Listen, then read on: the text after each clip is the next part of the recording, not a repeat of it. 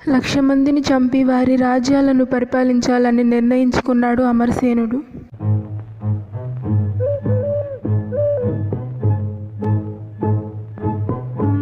చివరి రాజుని చంపటానికి తన సైన్యంతో వెళ్తున్నాడు. మార్గంలో ఒక అడవి ఉంది. అక్కడ తపస్సంపన్నుడు అనే ముని ఆశ్రమం ఉంది.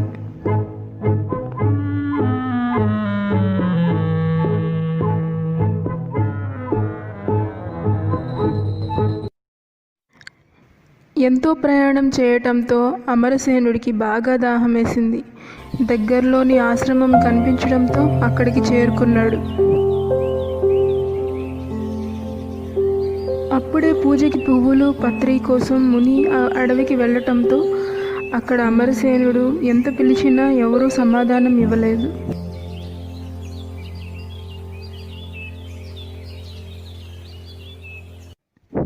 ఇక దాహం తట్టుకోలేక అక్కడ కమండలంలోని మంత్రజలాన్ని తాగేశాడు. అప్పుడే అక్కడికి వచ్చి అంతా చూసిన ముని కోపంతో అమరసేనుడిని, నువ్వు ఒక మనుషులు తలలు తెగనరికి ఖడ్గం కమ్మని, నీకు కలియుగాంతం తప్ప విముక్తి లేదని శపించి వెళ్ళిపోయాడు. ఖడ్గంగా మారిన అమరసేనుడు చక్రవర్తి అశోకుడి చేతిలోకి చేరుకున్నాడు. కళింగ యుద్ధం. అశోకుడు తన ఖడ్గంతో ఎదురొచ్చిన శత్రువుని చీల్చేస్తున్నాడు. సూర్యాస్తమయం అవటంతో ఆ రోజుకి యుద్ధం ఆగింది. అశోకుడు ఆ తర్వాత రోజు చేయవలసిన యుద్ధ వ్యూహాల గురించి సేనాధిపతితో మాట్లాడుతూ వెళ్తున్నాడు. మార్గంలో ఒక అమ్మాయి తెగిపడి ఉన్న ఒక సైనికుడి చేతికి రాఖీ కడుతోంది. ఆ సంఘటనను చూసి అశోక చక్రవర్తి ముందుకి కదలలేకపోయాడు. అమ్మాయి తలపైకెత్తి చూసి, మా అన్నయ్యకి నేనంటే ఎప్పుడూ కోపం. ఉదయం రాఖీ కట్టబోతుంటే గట్టిగా చేయి లాగేసుకున్నాడు. సాయంత్రం వస్తాలే, అప్పుడు కట్టుకుందులే తీరిగ్గా నీ రాఖీ. ఇప్పుడు నేను త్వరగా వెళ్ళాలి. అశోక చక్రవర్తి సైన్యంలో పనిచేయడం చాలా గర్వంగా ఉంది అని హడావిడిగా వెళ్ళిపోయాడు. సాయంత్రం అయింది కదా, నేనే వచ్చేసా. ఆ అమ్మాయి కంట్లో ఒక్క చుక్క కన్నీరు రాలేదు. ఒక్కసారిగా అశోకుడు తన చుట్టూ తిరిగి చూశాడు. గుట్టలు గుట్టలుగా పడి ఉన్న శవాలు, తెగి పడి ఉన్న కాళ్ళు చేతులు ఒక దగ్గర ఎప్పుడెప్పుడా అని చూస్తూ తిరుగుతున్నాయి రాబందుల పైన. అశోకుడు తన రాజ్యకాంక్షకి ఇంతమంది అమాయకులు ఎందుకు బలవ్వాలి? తన రాజ్యంలో ప్రజలు ఎప్పుడు సుఖంగా సంతోషంగా ఉండాలి అని బలంగా నిర్ణయించుకున్నాడు. ఆ యుద్ధం తర్వాత అశోకుడికి తన ఖడ్గంతో ఇక పని పడలేదు. ఆ ఖడ్గాన్ని ఒక దేవదారు చెక్కతో చేసిన అందమైన నగిషీలు చెక్కిన పెట్టెలో భద్రపరిచారు. కాలం వేగంగా కదిలిపోయింది. ఖడ్గం మ్యూజియంకి చేరింది. 2020వ సంవత్సరం ప్రపంచ చరిత్రలోనే అతి దరిద్రమైన సంవత్సరం. ఖడ్గంగా మారిన అమరసేనుడికి గతం అస్సలు గుర్తులేదు. తనకు ఏ వస్తువుతో అయినా మాట్లాడే శక్తి ఉంది.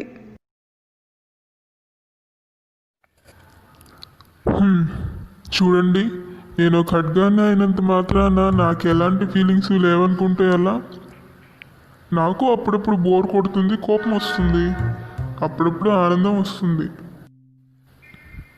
రోజు నన్నొకడు మెరిసేలాగా బాగా తుడిచి డిస్ప్లేలో పెట్టేస్తాడు.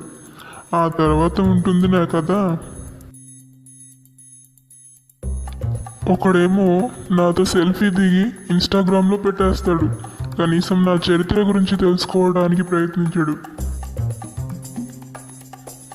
ఇంకొకడు మ్యూజియం స్టాఫ్ చూడనప్పుడు వాడొక రాజులాగా ఫీల్ అయిపోయి కత్తి తిప్పటంలో వాడి విద్య ప్రదర్శిస్తుంటాడు. అవును, ఇక్కడ చెప్పటం మర్చిపోయా. ఇలా ఎవడైనా కత్తి తిప్పుతుంటే పక్కనోడు నువ్వేమన్నా బాహుబలివారా అంటాడు. ఈ డైలాగ్ నేను 1 కాదు 2 కాదు చాలాసార్లు విన్నాను. అప్పుడు నాకు విషయం అర్థమైంది. బాహుబలి అనేవాడు ఒక గొప్ప రాజని. అందుకే నాకు నేను పెట్టుకున్న పేరు బాహుబలి. ఇలా నాకు మ్యూజియంకి వచ్చే విజిటర్స్తో ఎంతో టైంపాస్ అయిపోతుంది. సరే, నాకు ఇంకా బోర్ కొడితే మ్యూజియంలోనే ఒక పక్క ఉన్న లైబ్రరీలో పుస్తకాలను పలకరిస్తాను. అవి నాకు తెలియని బోల్డ్ సంగతులు చెప్తాయి. లాక్డౌన్ వల్ల మ్యూజియం మూతబడింది. ఒక సెక్యూరిటీ గార్డ్ తప్ప మ్యూజియంలో ఎవ్వరూ లేరు. ఒక పక్కేమో నాకు బోర్ పీక్స్కి వెళ్ళిపోయింది. లైబ్రరీలోని అన్ని పుస్తకాలని పలకరించేశాను, ఒక్క పుస్తకాన్ని తప్ప. నల్లని అట్టతో ర్యాక్లో ఒక మూల గంభీరంగా ఉన్న ఆ పుస్తకం ఎవ్వరితో మాట్లాడదు. అసలు ఆ బుక్ ఎందుకు మాట్లాడదు? అందులో ఏముందో తెలుసుకోవాలనిపించింది బాహుబలికి. Hey black book, black book, నిన్నే.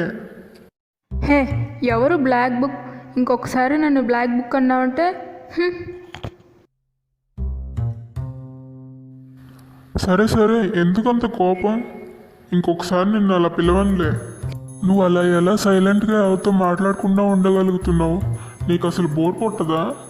ఏమన్నా మాట్లాడొచ్చుగా. నీకు బోర్ కొడుతుందని చెప్పు.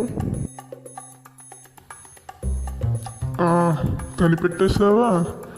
సరే, నాకే బోర్ కొడుతుంది. ఏమన్నా మాట్లాడొచ్చుగా. అయినా నువ్వెందుకు అంత సైలెంట్గా ఉంటావు? నువ్వేమన్నా సీక్రెట్స్ ఏమన్నా రాసుకోన్నావు నీ బుక్లో? నా గురించి నీకు తెలియదేమో, కానీ నీ గురించి నాకు తెలుసు. మీ అశోక చక్రవర్తి పరిపాలించిన దేశాన్ని గురించే నేను చెప్తాను. మీ అశోక చక్రవర్తి పరిపాలించిన తర్వాత భారతదేశాన్ని ఎంతోమంది రాజులు పరిపాలించారు, కానీ నేను మాత్రం భారతదేశాన్ని బ్రిటిష్ వారు పరిపాలించిన సంగతులను మాత్రమే చెప్తాను. బ్రిటిష్ వాళ్ళెవరు? భారతీయుల్లాగా అనిపించడం లేదే. ఎక్కడి నుంచి వచ్చారు వాళ్ళు? బ్రిటిష్ వాళ్ళు ఇంగ్లాండ్ దేశస్థులు. యూరోప్ ఖండంలో అదొక భాగం. అయినా అసలు యూరోప్ ఖండం నుంచి మొదటిగా వచ్చింది బ్రిటిష్ వాళ్ళేం కాదు. మే 17, 1498 పోర్చుగీస్ దేశస్థుడైన వాస్కోడి గామా యూరోప్ నుండి ఇండియాకి కేప్ రూట్ని కనుక్కున్నాడు. మొదటిగా అతను క్యాలికట్ పోర్ట్ని చేరుకున్నాడు. అక్కడ క్యాలికట్లో జామోరిన్ అనే రాజు అతన్ని స్వాగతించాడు. అలా నెమ్మదిగా పోర్చుగీస్, తర్వాత డచ్, ఆ తర్వాత బ్రిటిష్, తర్వాత డేన్స్, చివరిగా ఫ్రెంచ్ వారు ఇండియాలో సెటిల్ అయిపోయారు. అయినా వేరే దేశస్తులు మన దేశానికి వస్తే మన రాజ్యాలు ఏం చేయలేదా? అసలు సంగతి ఏంటంటే, యూరోపియన్స్ మన దేశానికి వచ్చింది మన రాజ్యాన్ని ఏలటానికి కాదు. వారిని మన దేశం వైపు ఆకర్షించింది మన దేశంలోని అపూర్వమైన వనరులు, మన దేశంలోని విరివిగా దొరికే మసాలా దినుసులు, కాటన్, సిల్క్. వారి ముఖ్య ఉద్దేశం వీటిని కొని యూరోప్కి రవాణా చేసి అక్కడ ఎక్కువ ధరకి అమ్మి లాభం చేసుకోవడం.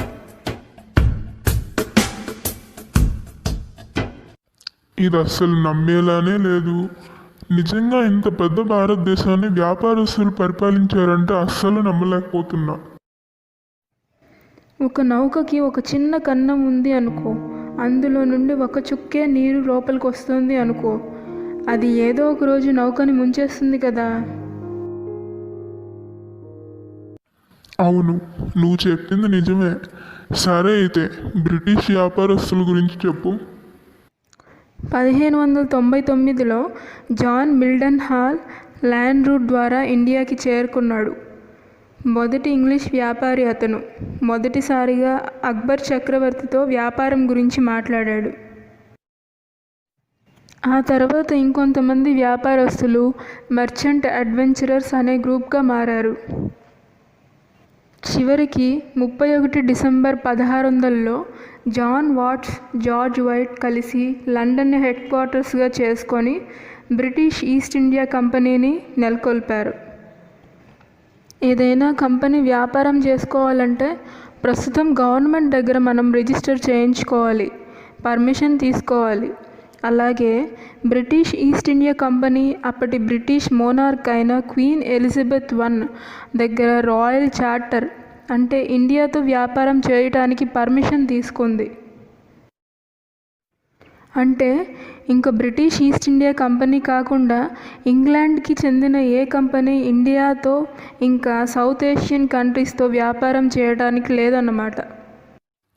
అదేంటి, భారతదేశంలో వ్యాపారానికి బ్రిటిష్ రాణి పర్మిషన్ ఇచ్చింది, మరి భారతదేశంలో పర్మిషన్ తీసుకోరా? బ్రిటిష్ వారి కంటే ముందు పోర్చుగీస్, డచ్ వారు వచ్చారని చెప్పాను కదా. అప్పటికే పోర్చుగీస్ వారికి పర్మిషన్ ఇవ్వటంతో బ్రిటిష్ ఈస్ట్ ఇండియా కంపెనీకి పర్మిషన్ తీసుకోవటం కొంచెం కష్టంగా మారింది. కానీ చివరికి సాధించారు. మొదట కంపెనీ తరపున విలియం హాకిన్స్ 1609లో సూరత్లో ఫ్యాక్టరీ కట్టడానికి జహంగీర్ బాద్షా దగ్గర ఫర్మాన్ అంటే పర్మిషన్ తీసుకున్నాడు. కానీ ఆ ఫర్మాన్తో అంత లాభం లేకపోవటంతో ఈసారి ఒక విద్యావేత్త, తెలివైన వాడు అయిన థామస్ రోని 1615లో అంబాసిడర్గా పంపాడు ఇంగ్లాండ్ రాజు అయిన జేమ్స్ వన్ ఈసారి ప్రయోగించిన బాణం వెనక్కి రాలేదు. థామస్ రో జహంగీర్తో ఎంతో తెలివిగా వ్యవహరించాడు. థామస్ రో జహంగీర్ బాద్షాకి ఎన్నో ఖరీదైన బహుమతులు ఇచ్చాడు. అలా కొంచెం కొంచెంగా జహంగీర్ బాద్షాకి థామస్ రో పట్ల మంచి ఉద్దేశం కలగసాగింది.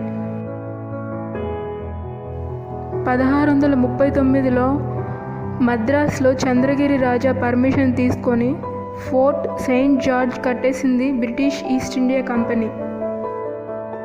1651లో సుజావుద్దౌలా పర్మిషన్తో బెంగాల్లో వ్యాపారం మొదలుపెట్టేసింది. 1687లో చార్లెస్ II పోర్చుగీస్ కింగ్ కట్నం కింద రాసిచ్చిన బాంబేని కంపెనీకి లీజ్ కిందకిచ్చాడు. అలా బాంబేని కంపెనీ వెస్ట్ కోస్ట్లోని హెడ్ క్వార్టర్స్గా మార్చి అక్కడ ఫ్యాక్టరీని ప్రారంభించారు. అలా బ్రిటిష్ ఈస్ట్ ఇండియా కంపెనీ భారతదేశంలోని బాంబే, బెంగాల్ ఇంకా మద్రాసులో పాగా వేసేశాయి. వానపాముని ఎరగా వేసి తిమ్మింగలాన్ని పట్టుకోవడం అంటే ఇదే. అలా భారతదేశంలో ఫ్యాక్టరీస్ని నిర్మించుకున్నాక బ్రిటిష్ ఈస్ట్ ఇండియా కంపెనీ తర్వాత టార్గెట్ ఏంటో తెలుసా?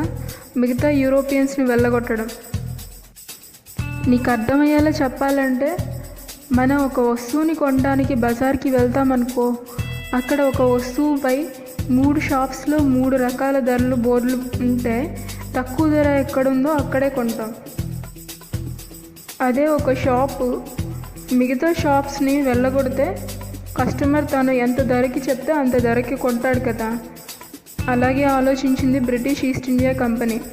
మిగతా యూరోపియన్స్ని దేశం నుంచి వెళ్ళగొట్టాలని రకరకాలుగా ప్రయత్నించింది. సముద్ర మధ్యంలో సరుకులు ఉన్న షిప్స్ను ఒకరు దాడి చేసుకోవడం ప్రారంభించాయి. అందుకే ప్రొటెక్షన్కి కంపెనీ ఒక ప్రైవేట్ ఆర్మీని పెట్టేసుకుంది. ట్రేడింగ్ పోస్ట్కి దాడిని ఎదుర్కొనేలా కోటలు కట్టేసుకుంది. అలా 1691 నుంచి ఫోర్ట్స్ని కట్టేయడం మొదలుపెట్టింది.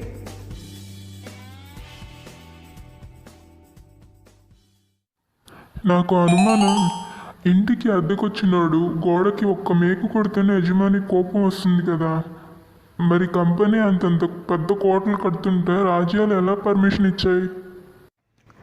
నువ్వు చెప్పింది నిజమే. ఈ విషయం రాజులకి తలనొప్పిగా మారింది. ముందరే పోర్ట్స్ కట్టేసిన పోర్చుగీస్ వారిపై జహంగీర్కి కోపం వచ్చింది. జహంగీర్ బ్రిటిష్ ఈస్ట్ ఇండియా కంపెనీతో కలిసి పోర్చుగీస్ని అక్కడి నుంచి వెళ్ళగొట్టేలా చేశాడు. కప్పలు బకబకమంటున్నాయని పాముని పెంచుకున్నట్టుంది.